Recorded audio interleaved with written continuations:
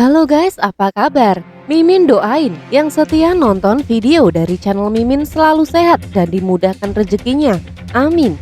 Di kesempatan kali ini, Mimin akan membahas alur cerita film yang berjudul Monster Hunter. Film yang dirilis pada tahun 2020 lalu, disutradarai oleh Paul Anderson.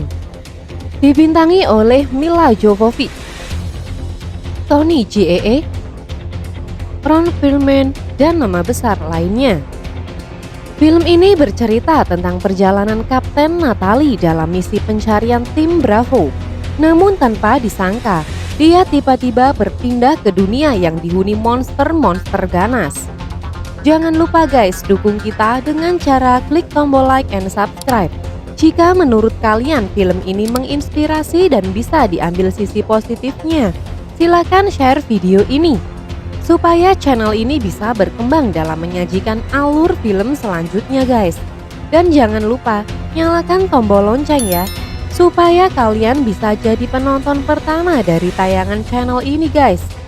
Oke, langsung saja, mari kita simak cerita filmnya guys. Kita intro dulu ya guys, supaya kalian ingat ulang tahun kalian.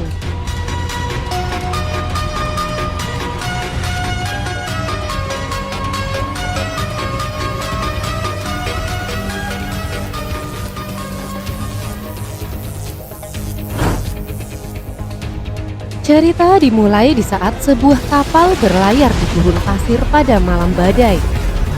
Mereka berlayar menuju sebuah tower yang aneh. Sang kapten memiliki firasat buruk dengan tower yang bereaksi tidak seperti biasanya. Namun di tengah perjalanan, muncul makhluk aneh yang mengikuti mereka dari belakang dan kemudian menyerang kapal tersebut. Dia adalah Diablos. Serangan Diablos menyulitkan para awak kapal tersebut, hingga akhirnya salah satu awak kapal terjatuh dan tertinggal dari rombongan. Di bumi, para pasukan pengaman PBB yang dipimpin oleh Kapten Natalie sedang melaksanakan misi pencarian tim Bravo yang hilang di tengah lembah berbatu. Di perjalanan, mereka melewati batu-batu prasasti aneh yang berjejer di pinggir jalan.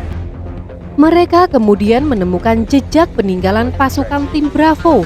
Namun setelah ditelusuri, jejak tersebut menghilang begitu saja seperti hilang ditelan bumi.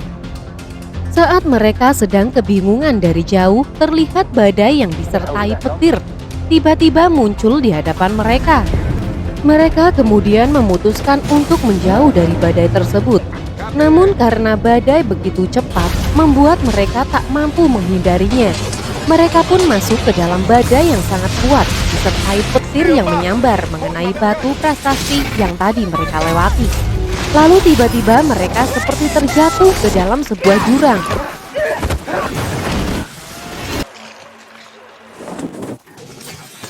Saat mereka siuman, mereka sudah berada di tengah padang pasir dan badai yang tadi menyerang mereka hilang begitu saja. Beruntung kendaraan yang mereka naiki masih bisa digunakan, walaupun alat komunikasi dan GPS tidak berfungsi lagi. Saat salah satu prajurit memeriksa daerah sekitar, dia menemukan bangkai kendaraan pasukan Bravo yang sebelumnya menghilang. Terlihat pemandangan mengerikan. Semua pasukan tim Bravo hangus terbakar, sampai pasir di sekitar mereka ikut meleleh menjadi serpihan kaca. Dan yang lebih aneh lagi, tidak ada jejak serangan musuh di sekitarnya. Mereka kemudian melanjutkan perjalanan untuk mencari tahu. Namun dari kejauhan, seorang pemuda yang tertinggal dari rombongan sedang mengawasi mereka. Mereka kemudian berhenti tepat di depan tulang belulang raksasa yang membuat mereka takjub. Lalu dari kejauhan, si pemuda menembakkan panah ke arah mereka, mencoba memberi peringatan untuk segera menjauh dari sana. Karena tak paham, mereka malah membalas tembakan pemuda itu. Lalu dari jauh terlihat pasir bergerak cepat ke arah mereka. Mereka kemudian mencoba kabur dan menembaki makhluk yang mengejar mereka.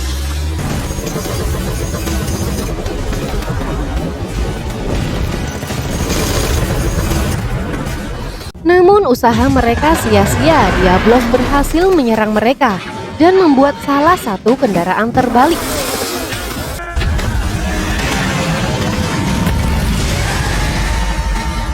Mereka mencoba menembaki Diablos, namun sepertinya Diablos kebal peluru.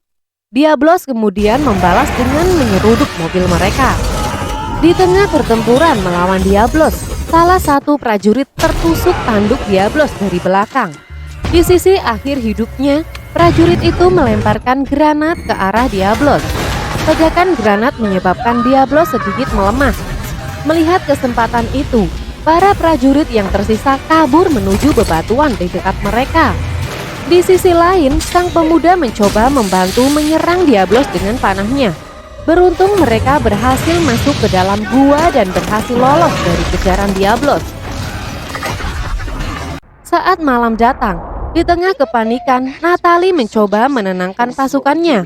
Namun tiba-tiba dari belakang, monster laba-laba muncul menyerangnya. Natalie pun tak sadarkan diri dan detak jantungnya sudah tidak terasa lagi. Menyadari tidak ada yang bisa mereka perbuat lagi, mereka pergi meninggalkan Natalie. Mereka berusaha menyelamatkan diri mereka dari kepungan puluhan monster laba-laba. Sementara itu, dari jauh si pemuda masih mencoba membantu mereka dengan memanah monster laba-laba itu.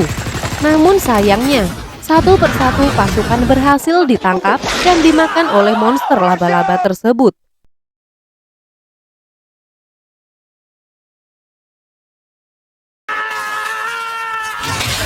Di tempat lain, Natalie ternyata masih hidup. Saat mencoba untuk bangkit dari belakang, dia kembali diserang oleh monster laba-laba. Beberapa saat kemudian, Natalie pun siuman. Dia sekarang berada di dalam kepompong hitam. Natalie kemudian berusaha keluar dari kepompong tersebut. Setelah berhasil keluar, Natalie terkejut melihat anak buahnya yang sudah tidak bernyawa ada di sarang monster laba-laba. Natalie lalu mengambil beberapa peralatan, lalu kemudian mencoba kabur dengan menahan rasa sakit yang luar biasa. Natalie lalu menyalakan flare untuk menerangi jalannya. Tidak disangka, dia kembali bertemu salah satu anak buahnya bernama Link yang masih bertahan. Natalie mencoba memapah Link yang terluka parah. Namun saat mereka hampir berhasil keluar, monster laba-laba tiba-tiba muncul. Dan saat Link membuka baju tubuhnya mengeluarkan laba-laba kecil, Link menyuruh Natalie untuk kabur dan membiarkannya menjadi umpan.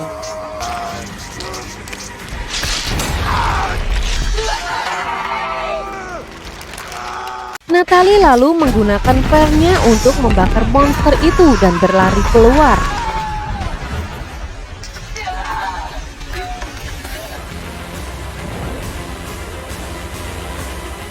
Sampainya di luar, Natalie langsung memeriksa kondisi tubuhnya. Di atas Natalie melihat monster laba-laba yang ternyata takut pada sinar matahari. Natalie kemudian mengobati luka di kakinya. Ia menaburkan bubuk mesiu ke kakinya yang terluka dan kemudian membakarnya. Setelah itu dengan tertatih, Natalie berjalan menaiki bukit. Sampainya di atas, dia melihat lautan pasir yang sangat luas. Natalie lalu mencoba melempar batu ke arah pasir, dan ternyata Diablos masih ada di sana. Rupanya setiap ada pergerakan di pasir, Diablos akan muncul. Natalie kemudian kembali berjalan menelusuri bukit dan melihat bangkai kapal di sana. Dia lalu masuk untuk mencari air untuk diminum. Namun, tiba-tiba dari belakang, si pemuda itu mencoba mengunci Natalie. Karena Natalie mengira orang itu akan berbuat jahat padanya. Mereka berdua pun bertarung. Si pemuda sempat tertusuk di dadanya, namun dia bisa melumpuhkan Natalie. Si pemuda kemudian mengikat Natalie dan membawanya ke tempat persembunyian. Karena sebentar lagi monster laba-laba atau yang disebut Nersila akan keluar dari sarangnya. Di dalam persembunyiannya, pemuda itu mengambil air dari tetesan embun untuk minum dan lumut untuk makan. Si pemuda itu lalu mengobati lukanya dan kemudian berdoa. Pagi harinya, pemuda itu keluar memantau Sky Tower. Dia juga selalu melihat Diablos yang berjaga di lautan pasir. Saat kembali ke tempat persembunyian, Natalie sudah pergi. Namun tanpa disangka, tiba-tiba Natalie menyerangnya hingga pingsan dan gantian mengikat si pemuda itu. Natalie kemudian mengambil air untuk minum. Namun si pemuda malah menendang tempat air tersebut. Natalie pun marah dan membalas menghancurkan doa si pemuda. Karena kejadian itu, mereka berdua kembali bertarung sampai keluar dari persembunyian. Mereka berguling-guling sampai pemuda itu terperosok ke dalam sarang Nersila. Natalie kemudian menolong pemuda tersebut dan melepaskan ikatan si pemuda. Lalu Natalie memberikan sisa potongan coklat miliknya dan si pemuda memberi sebotol air pada Natalie.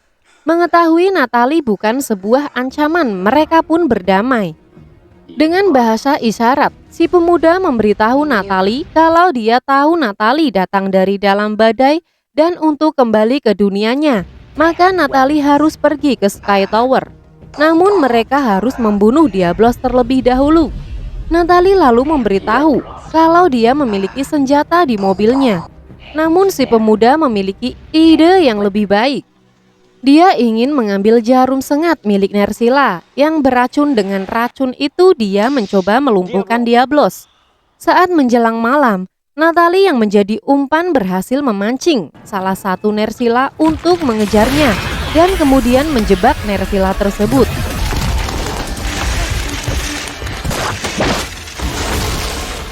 Si pemuda itu pun langsung membelah kepala Nersila itu, lalu memotong jarum penyengatnya.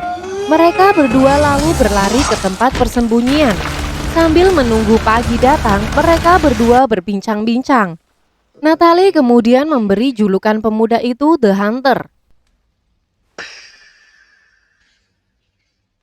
Sementara di luar puluhan Nersila mengepung persembunyian mereka.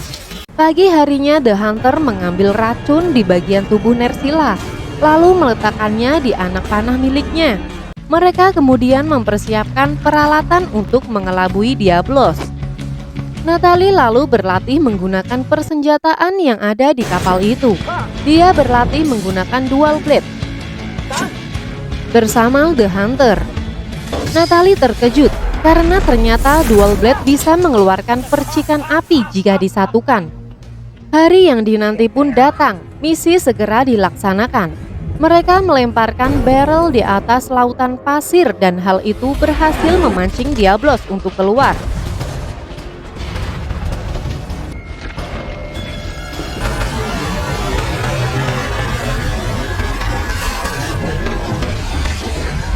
Mereka berdua kemudian berlari menuju kendaraan perang Natalie. Mereka berdua dikejar oleh Diablos. Namun saat mereka berhenti, Diablos pun ikut berhenti. Hunter lalu berinisiatif menjadi umpan dan berlari menjauh. Namun dia malah terkena serangan Diablos. The Hunter lalu melepaskan anak panahnya dan berhasil mengenai salah satu mata Diablos. Dari jauh Natalie menembaki Diablos, namun tidak berhasil melukai Diablos. Namun beberapa saat kemudian Diablos mulai terlihat sempoyongan terkena racun dari panah The Hunter. Natalie lalu menembakkan bazooka ke arah Diablos, namun tetap belum berhasil melumpuhkannya. Diablos kemudian balas menyerang Natalie yang bersembunyi di dalam mobil.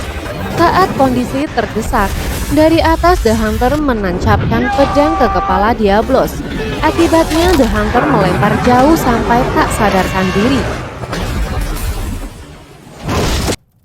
Natalie lalu melompat ke atas Diablos dan menancapkan pedang The Hunter semakin dalam lagi. Hal ini berhasil membuat Diablos tumbang dan berhasil taklukan. Natalie kemudian melihat kondisi Hunter yang sedang pingsan. Dia lalu mengambil kulit Diablos untuk digunakan menarik Hunter. Di tengah malam, badai pasir datang. Natalie lalu mendirikan tenda dan mengobati luka The Hunter dengan peralatan dan obat seadanya. Keesokan harinya, Natalie kembali mengecek kondisi The Hunter dan tiba-tiba dia kembali siuman. Mereka berdua lalu melanjutkan perjalanan. Mereka berdua terus berjalan melewati gurun pasir yang luas. Sampai pada akhirnya, mereka berdua memasuki sebuah oase. Di seberang danau, Natalie merasa takjub melihat kawanan Apsaros yang sedang minum. Saat Natalie akan mengambil air, dia dikejutkan dengan seekor monster yang tiba-tiba muncul menyerangnya. Beruntung The Hunter langsung menebas monster itu hingga tewas. Mereka berdua memutuskan untuk beristirahat dan membakar daging monster yang tadi dia bunuh. Malam harinya, saat Natalie sedang tertidur, monster naga muncul terbang melintas kemudian menyemburkan api kemana-mana. Dia adalah Ratalos. Hal itu membuat kawanan Apsaros berlari ke arah mereka. Mereka berdua kabur dan berusaha menghindar. Tiba-tiba muncul seorang yang mengayunkan pedangnya dari atas dan berhasil menyingkirkan kawanan Apsaros. Natalie ikut membantu dengan dual blade miliknya untuk menghindari tabrakan Apsaros. Di tempat lain, The Hunter berhasil diselamatkan oleh seorang wanita. Setelah kawanan Apsaros pergi, Natalie mencoba berterima kasih. Namun pria itu malah meninjunya hingga pingsan. Saat terbangun, Natalie sudah berada di dalam kapal. Ada beberapa orang mencoba mengganggunya di sana. Namun The Hunter datang dan menyuruh mereka untuk pergi. Natalie lalu kabur lewat lubang ventilasi di bawahnya. Namun tiba-tiba muncul monster kucing di depannya. Dia adalah Palico. Natalie takjub melihat kucing yang bisa memasak itu. Hunter kemudian datang dan mengajak Natalie bertemu dengan Admiral yang kemudian membebaskannya. Tanpa disadari, Admiral bisa berbicara bahasa seperti Natalie. Hal itu membuat Natalie sangat lega. Admiral menjelaskan alasannya mengurung Natalie. Itu karena dahulu kala ada orang yang masuk portal dari dunia lain dan membuat kekacauan di dunianya. Lalu Admiral menjelaskan bahwa saat ini dia sedang menjalankan misi memeriksa Sky Tower. Sky Tower adalah peninggalan peradaban kuno yang juga merupakan sebuah portal menuju dunia lain. Sky Tower pula yang membuat Natalie sampai di dunia monster ini. Hal aneh mulai muncul di sekitaran Sky Tower. Itu membuat Admiral khawatir akan terjadi bencana di dunia monster maupun dunia manusia. Admiral dan anak buahnya akan mencoba menyelidiki Sky Tower. Namun Sky Tower dijaga oleh monster naga yang bernama Ratalos yang sangat kuat, dan satu-satunya kelemahan Ratalos adalah sesaat sebelum dia menyemburkan api. Pagi harinya, mereka berangkat menjalankan misi dengan berjalan kaki menuju Sky Tower. Mereka menaiki gunung yang terjal, melewati perbukitan dan lembah hingga malam harinya. Sampailah mereka di gerbang Sky Tower. Sky Tower bereaksi mengendalikan badai yang menyelimutinya. Di depan Sky Tower, portal antar dunia terlihat namun tidak stabil. Mereka pun berjalan mendekatinya. Admiral kemudian menyuruh mereka berpencar karena menyadari kehadiran Ratalos, dan benar saja Ratalos muncul dari balik awan.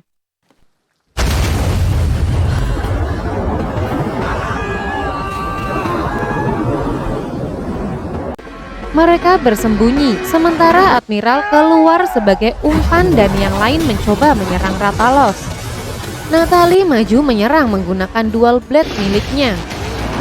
Dia berhasil merobek sayap Ratalos. Di tengah-tengah pertempuran, portal dua dunia pun terbuka, guys. Saat Ratalos menyemburkan apinya, Natalie menghindar melompat ke dalam jurang. Dia pun masuk ke dalam portal, Natalie pun kembali ke bumi. Natalie kemudian terbangun di lembah bebatuan. Kemudian para prajurit datang menyelamatkannya dengan menggunakan helikopter. Beberapa saat setelah helikopter lepas landas di depan mereka, sebuah portal kembali muncul dan Rathalos keluar dari dalamnya. Rathalos kemudian menyerang helikopter yang membawa Natalie hingga membuat helikopter itu terjatuh. Para pasukan bersenjata berat mulai datang menembaki Rathalos, namun tidak berhasil melumpuhkannya. Rathalos balas menyemburkan api ke arah pasukan dan memperporak-porandakan pasukan militer. Rathalos juga menghancurkan helikopter yang menyerangnya dari atas hingga pesawat induk bisa dihancurkan Rathalos. Natalie berhasil selamat dan keluar dari helikopter, kemudian menyerang Rathalos dan berhasil merobek kembali sayapnya. Di saat Rathalos akan menyemburkan api, Natalie menembakkan bom ke arah mulut Rathalos dan meledak di tenggorokannya. Rathalos akhirnya tumbang, guys.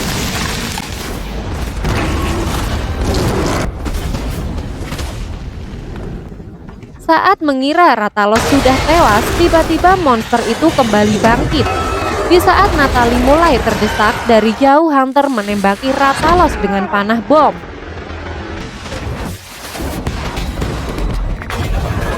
Dan akhirnya, Rathalos benar-benar tewas. Hunter dan Admiral ternyata datang ke bumi untuk menyelamatkan Natalie. Admiral lalu menjelaskan, dia tidak akan membiarkan monster dari dunianya mengamuk di bumi. Namun tidak disangka, dari jauh portal kembali terbuka. Di dalam terlihat monster naga lainnya, yaitu Gore Mangala yang datang menyerang mereka di bumi. Natalie lalu mengajak mereka kembali masuk ke portal untuk menghancurkan Sky Tower. Mereka bertiga bertarung bersama-sama melawan Gore Mangala. Mereka memancing Gore Mangala untuk kembali masuk ke dalam dunia monster. Di tengah pertarungan, dari atas terlihat sesosok misterius memperhatikan pertarungan mereka. Sementara itu, Kaliko pun datang dan ikut membantu mereka, guys. Itulah alur cerita film Monster Hunter yang dirilis tahun lalu, guys. Jangan lupa guys, dukung kita dengan cara klik tombol like and subscribe. Jika menurut kalian film ini menginspirasi dan bisa diambil sisi positifnya, silakan share video ini supaya channel ini semakin berkembang dalam menyajikan alur film selanjutnya, guys. Dan jangan lupa nyalakan tombol lonceng ya, supaya kalian bisa jadi penonton pertama dari tayangan channel ini, guys. Sekali lagi jangan lupa guys, sama hari ulang tahun kalian. Salam Trans 8 Dimensi.